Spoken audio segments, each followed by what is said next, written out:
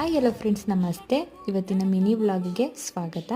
ಇವತ್ತು ಬೆಳಗ್ಗೆನೇ ತಿಂಡಿಗೆ ಅಂದ್ಬಿಟ್ಟು ಅಕ್ಕಿ ರೊಟ್ಟಿ ಮಾಡ್ತಾಯಿದ್ದೀನಿ. ಅದರಲ್ಲೂ ರಾತ್ರಿ ಉಳಿದಿದ್ದನ್ನು ಮಿಕ್ಸ್ ಮಾಡಿಕೊಂಡು ಅಕ್ಕಿ ರೊಟ್ಟಿ ಮಾಡ್ತಾಯಿದ್ದೀನಿ. ಅದಕ್ಕೆ ಕಾಂಬಿನೇಷನ್ ಆಗಿ ಕೊಬ್ಬರಿ ಚಟ್ನಿ ಕೂಡ ಮಾಡಿದೆ. ತುಂಬ ಟೇಸ್ಟಿಯಾಗಿ ಬಂತು. ಈಗ ಕೆಲಸ ಮಾಡ್ತಾ ಈ ಥರ ಗಾಜಿಂದ ಏನೇನೋ ಹೊಡೆದೋಗೋ ಚಾನ್ಸಸ್ ಇದ್ದೇ ಇರುತ್ತೆ ಎಲ್ಲರಿಗೂ. ಈ ಥರ ರ್ಯಾಪರ್ ಮಾಡಿಬಿಟ್ಟು ಬಿಸಾಕಿ ಆಗ ಕಸ್ದವ್ರಿಗೂ ಯಾವುದೇ ಥರ ಡ್ಯಾಮೇಜ್ಗಳಾಗಲ್ಲ, ಕೈ ಏಟಾಗೋದೆಲ್ಲ. ಅದಕ್ಕೋಸ್ಕರ ನಾನು ಈ ಥರ ರ್ಯಾಪರ್ ಮಾಡೇ ಬಿಸಾಕ್ತೀನಿ. ನಂತರ ತಿಂಡಿ ಎಲ್ಲ ತಿಂದಿದ ನಂತರ ನಾನು ಕೂಡ ಫ್ರೆಶ್ ಅಪ್ ಆಗಿಬಿಟ್ಟು ಪೂಜೆ ಎಲ್ಲ ಮುಗಿಸ್ಕೊಂಡು ಓಟ್ ಹಾಕ್ಬಿಟ್ಟು ಬರೋಣ ಅಂತ ನಾನು ನನ್ನ ಹಸ್ಬೆಂಡ್ ಹೊರಟ್ವಿ. ಅಲ್ಲಿಂದ ಬಂದಮೇಲೆ ಸ್ಪೆಷಲಾಗಿ ಏನಾನ ಮಾಡೋಣ ಅಂದ್ಕೊಂಡಿದ್ವಿ. ಏನು ಮಾಡೋದು ಅಂತ ಯೋಚನೆ ಮಾಡ್ತಾ ಎಲ್ಲರೂ ಮನೇಲಿರೋ ಕಾರಣಕ್ಕೆ ಚಿಕನ್ ತೊಗೊಂಡು ಬರ್ತೀನಿ ಅಂತ ಹೋದರು.